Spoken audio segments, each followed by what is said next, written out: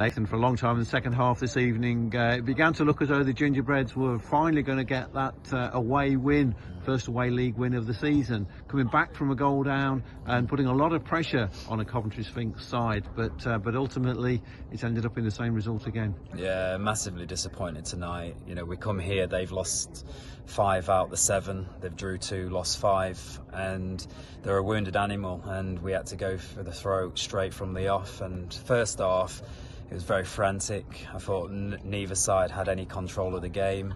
It looked like it was going to go that way, where the first team to make a mistake would probably get punished.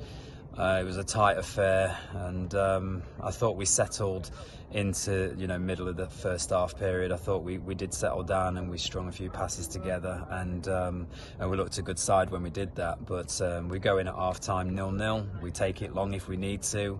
No panic, no danger, and just stay composed. And we know that we've got goals in us. And we said at half time, keep a clean sheet, it'll win us the game. And we've come out second half and we've not got going. I don't know what that is. I don't know whether it was from Saturday and some lads are feeling it, or whether that was just the fact that Coventry started the better in the second half, and that gave them a lift and they scored in that period.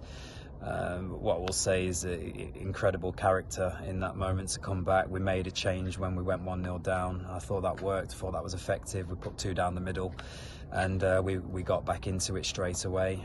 And and then what we wanted to do then is take over the game. And unfortunately, again, lack of control. It was a bit like a basketball game tonight, too transitional, and that was just us not stringing some passes together and just taking the game to them. So it was edgy, and I thought both teams was a bit edgy on the ball. Maybe that reflects our form, both teams going into it. We're really disappointed because the last 10 minutes Saturday we self-sabotaged and threw the game away, and then tonight at 1-1, we've done the same again. A really poor decision. Cough the ball up with 5 minutes to go in a really dangerous area. We talk about risk and reward all the time, and maybe that is just a reoccurring theme, and our Achilles heel, really. Say it every week, sound like a broken record, but with the decision making we really do self-sabotage, and it's really hard because I said to them in there I wouldn't swap any of them. They're great to work with, they're a great bunch of lads. We're just so naive, and that probably reflects the average age. But I think that's the disappointing thing. If we were down there and we're getting comfortably beaten, we'll hold our hands up and and we'll take our medicine. But the fact that we're super competitive, and some of the decision making then defines the result, it's really hard to take. We can't affect that as management, and it sounds like we're just repeating ourselves every week, but the players have to take accountability, and it's a great learning experience for them. Unfortunately, you want to learn when you win in football matches, not losing them, and another one's got away from us again today. But it was so close. Those substitutions that you mentioned, particularly Jevon Seaton coming back into the team, made a difference to the way Grantham played, and began to put Coventry under pressure. The Gingerbreads had more of the play for that 15-20 minutes, and at that stage, up until that one deep cross, up until that point in the second half, would have said if there was going to be a winner, it was more likely to be Grantham.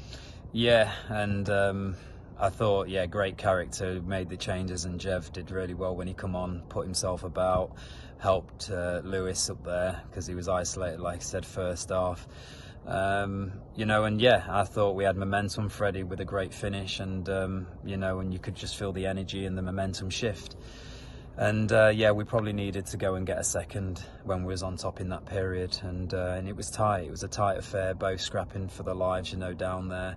Like I said, they've not won a game in 7, and we've not won a game since October. So it was never made for a pretty affair. But I think just the last, like I said, 5 or 10 minutes there, we have to do better.